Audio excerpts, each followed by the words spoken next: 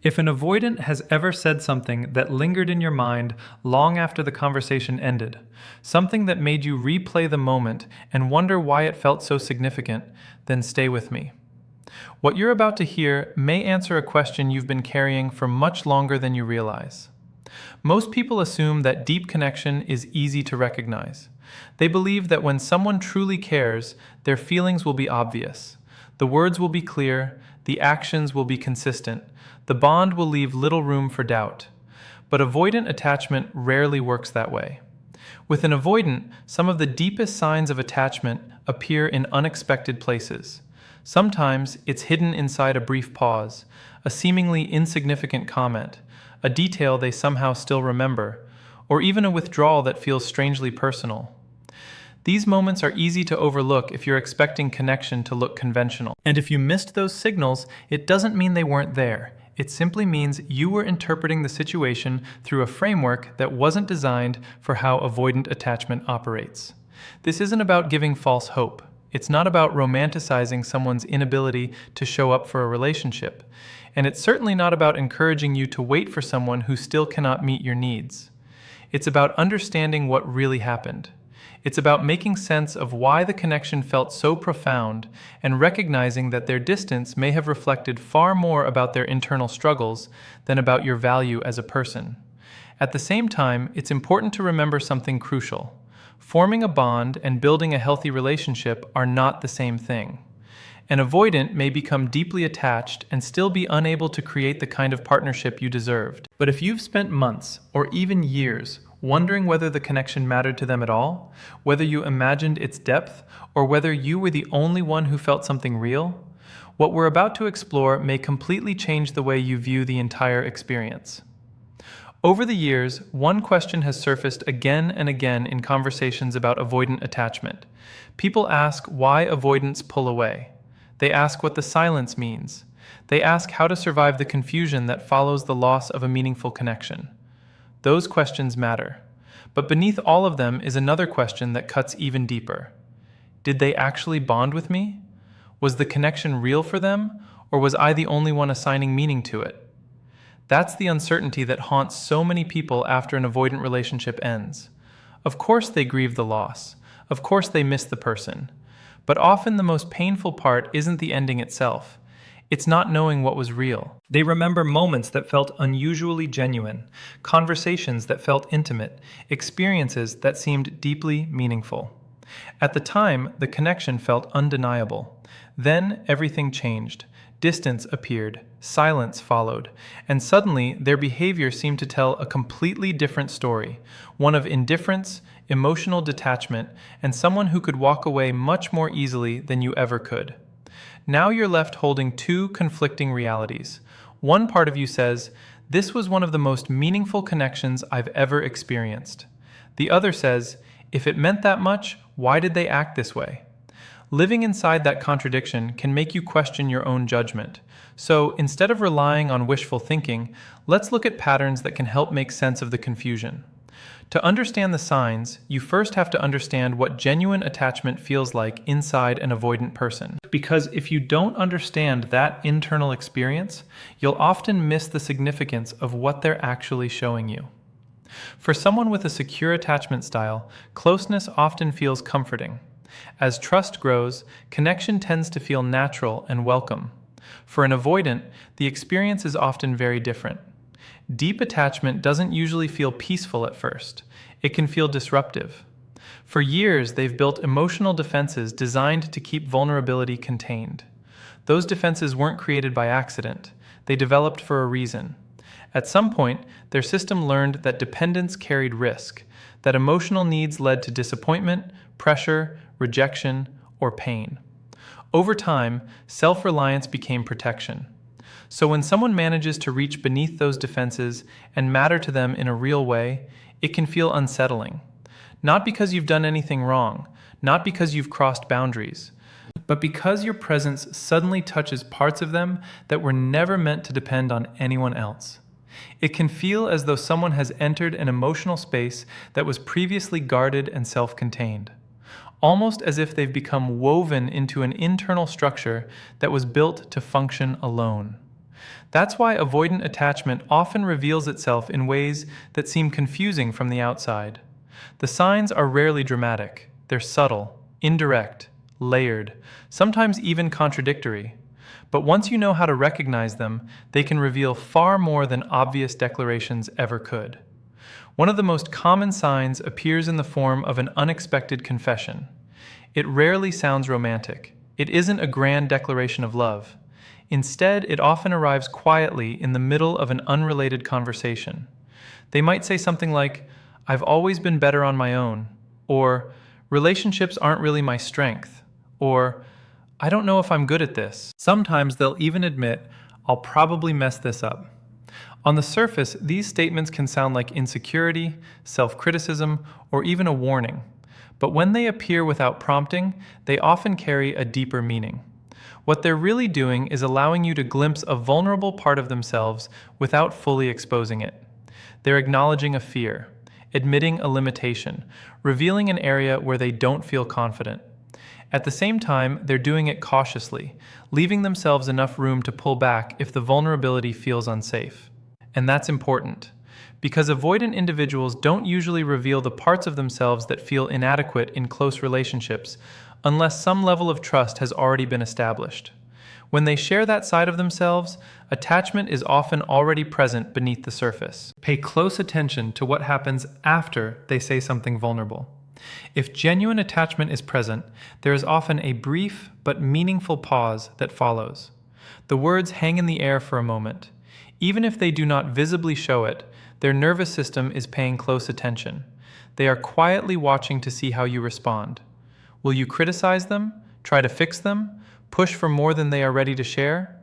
Or will you simply hold the moment with understanding and care? When that vulnerability is met with patience instead of pressure, something important can happen internally.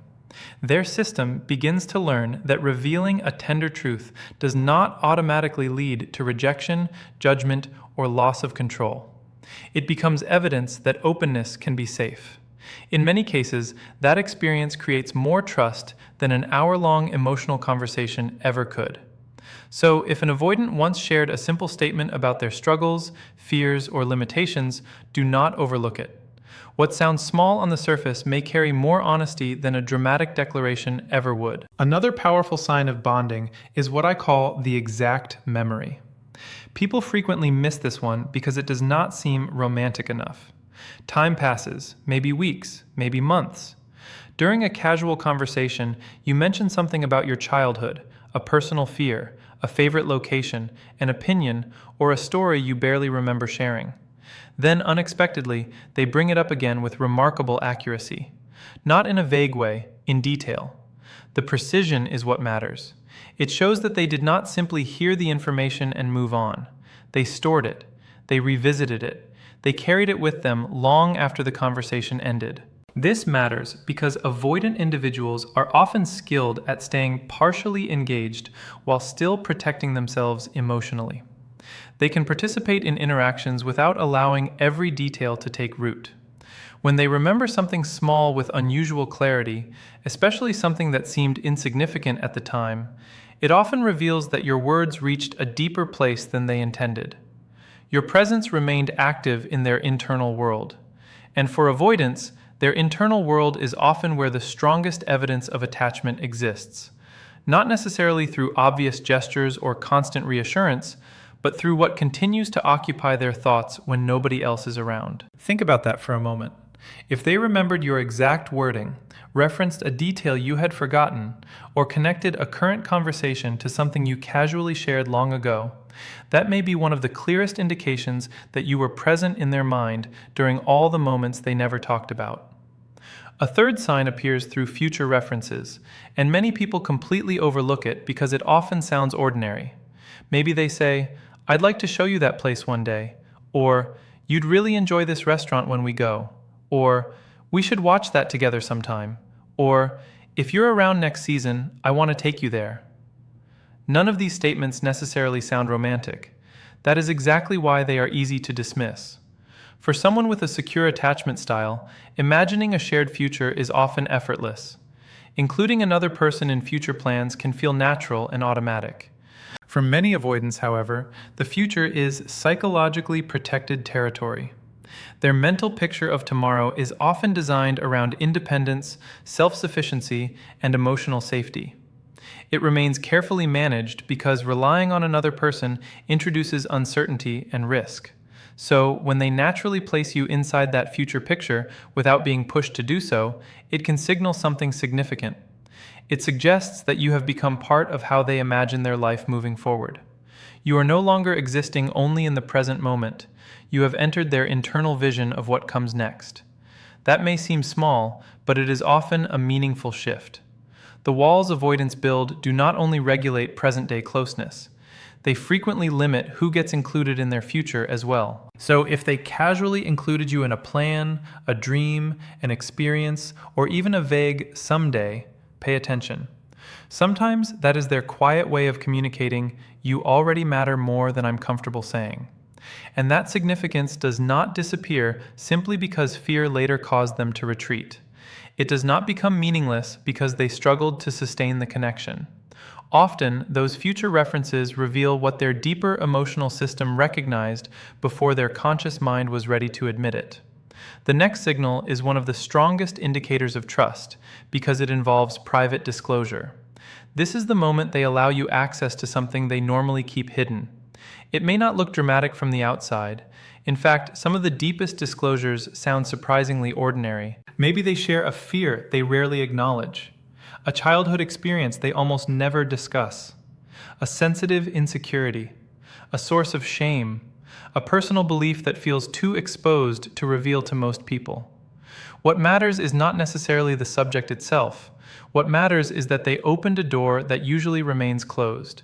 And avoidants often do this in a very recognizable way. They reveal something deeply personal while simultaneously acting as though it is no big deal. They tell you something important, then immediately downplay it. They expose a vulnerable truth, then make a joke. They open up, then quickly pull back and soften the impact. That pattern is often the clue. The disclosure is real, but it is wrapped in protection. They want to share the truth while still maintaining an escape route in case the vulnerability feels unsafe. Do not underestimate what happened in those moments. A section of the emotional wall came down. Not the entire wall, not forever, but a specific part protecting a specific wound, fear, or hidden truth. And it came down in your presence. That kind of access usually does not happen simply because the conversation was enjoyable or because the timing felt right. More often, it happens because something within them experienced enough safety to risk genuine exposure. This is why avoidant attachment can be so difficult to recognize in real time. What appears small at first often becomes much larger when viewed in hindsight. What looked like an ordinary conversation was actually trust trying to emerge without overwhelming itself. And now we arrive at one of the most misunderstood signs of all. It is also one of the most painful. It is the moment they push away, yet somehow the push still carries your imprint. The distance is directed at the very person who has become emotionally significant. And understanding why that happens may completely change how you interpret some of the most confusing moments of the connection. I want to approach this next part carefully because it can easily be misunderstood. I do not want to turn someone's pain into false hope, but I also do not want to ignore something important simply because it is uncomfortable to talk about. There is a type of distancing that feels general and impersonal. It is cold, vague, and detached. It does not carry much emotional weight because it is simply someone avoiding closeness across the board. But there is another kind of withdrawal that feels very different. It feels specific, emotional, almost urgent. It sounds like, "You affect me too much," or "This feels too intense," or "I can't handle what this brings up in me." Pay attention to what is happening beneath statements like these. The retreat is not random. It is directly connected to your presence and to the emotions that are being activated inside them because of the connection. That does not excuse the behavior. It does not make the withdrawal healthy or fair, but it can reveal something important. When someone has not formed a meaningful bond, they usually do not feel compelled to explain their distance in a deeply personal way. They simply pull away. When someone has become attached but feels overwhelmed by what that attachment creates inside them, the withdrawal often becomes more specific. They feel the need to identify what is triggering their discomfort. And often, that trigger is not closeness in a general sense. It is you. It is the impact you have on them. It is the reality that you have become emotionally significant in a way that feels difficult to manage. That is why this type of distancing can be so confusing. On the surface, it feels like rejection, yet hidden within it is often an acknowledgement that the connection mattered. Again, this is not a reason to wait indefinitely or remain trapped in an unhealthy dynamic, but it may help you stop telling yourself that you meant nothing. The sixth signal tends to appear through behavior more than words, although the words often reveal what is happening underneath. It is the instinct to protect and care for you without being asked. When an avoidant becomes genuinely attached, they may begin paying attention to your life in surprisingly practical ways. They notice what overwhelms you. They remember your stress points. They anticipate problems before they happen. They look for small opportunities to make things easier, safer, or less burdensome for you. What's interesting is that they often minimize these actions immediately afterward. They might say, "It was nothing," or "Anybody would have done that," or "It wasn't a big deal," or "Don't make too much of it." But often the action itself tells a different story. The effort is real. The minimization is the defense. Someone who feels completely indifferent usually has no reason to downplay their care because there is no emotional significance behind it to begin with. But someone who feels more than they are comfortable admitting may perform a deeply thoughtful act and then immediately reduce its importance with words. That is why it is important to look at patterns rather than explanations. Did they remember details that affected your well-being? Did they pay attention to struggles involving your schedule, your health, your emotions, or your daily life? Did they quietly support you, prepare for your needs, or try to ease your burdens without being asked? If they did, focus on what they consistently showed through actions, not just how casually they described those actions afterward. Sometimes avoidants communicate care most honestly through practical gestures that they immediately try to make seem ordinary. Now, there is something important we need to address before going any further. There is a danger in learning to recognize these signals. Once people see evidence that the bond was real, they often want to use that evidence as a reason to keep holding on. That temptation is understandable. When you have lived with uncertainty for a long time, confirmation can feel incredibly relieving. Finally, having someone validate that the connection mattered can feel like finding water after being thirsty for far too long. And naturally, part of you may want to turn that validation into renewed hope. But we need to separate two very different truths. The signs we have discussed may confirm that the bond was genuine. They may confirm that you were not imagining the depth. They may confirm that the remembered details, the private disclosures, the future references, the emotionally charged withdrawal, and the quiet acts of care all reflected real attachment. But they do not automatically confirm something else. They do not prove that the person was capable of building the kind of relationship you deserved. Those are entirely different questions. Someone can feel deeply attached and still lack the emotional skills required to sustain closeness. Someone can genuinely love you and still struggle with vulnerability, accountability, consistency, communication, or emotional regulation. This is one of the most painful realities in attachment dynamics, because most of us want feelings to guarantee behavior. We want depth to guarantee commitment. We want love to guarantee capacity. But life does not always work that way. The bond can be real. Your feelings can be real. Their fear can be real. And the relationship can still be unstable, unavailable, or incapable of meeting your needs. All of those realities can exist at the same time. As difficult as it is, accepting that complexity is often what begins to free people from endless confusion. There is one final piece I want to leave you with, because it may be just as important as every signal we have discussed. Many people become so focused on figuring out whether the avoidant bonded with them that they never ask a different question. What did this connection reveal about me? Because if your entire focus stays on whether they cared, you may walk away carrying the wrong lesson. You may convince yourself that your openness was a mistake, that your hope made you naive, that your emotions clouded your judgment, that your heart cannot be trusted. But what if that is not the real lesson at all? What if your instincts were recognizing something genuine? What if the connection truly mattered, even though the other person lacked the ability to handle what it awakened inside them? What if your pain came not from loving an illusion, but from loving someone who felt deeply and then retreated from feelings they could not manage? That does not erase the hurt. It does not transform disappointment into a love story. But it does change the narrative. It suggests that your perception was not broken. Your capacity to connect was not the problem. Your ability to recognize significance before it was fully expressed may actually be one of your greatest strengths. Of course, boundaries still matter. Discernment still matters. Not every intense connection is meant to continue. Not every meaningful bond should become a long-term relationship.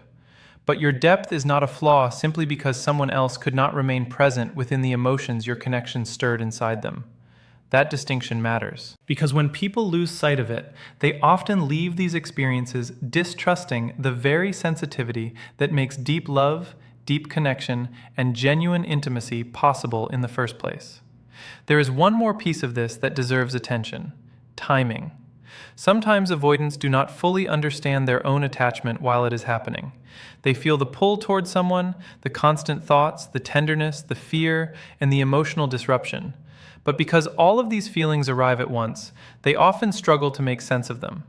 Instead of recognizing attachment, they may call it stress, confusion, bad timing, or simply a need for space. Their goal is usually to reduce discomfort, not accurately explain what they are feeling. That is why their later behavior can seem completely disconnected from the intimacy that came before. It is not always because the connection was fake. Sometimes it is because the connection was so real that it activated defenses they were not ready to face. But understanding this is not the same as excusing it.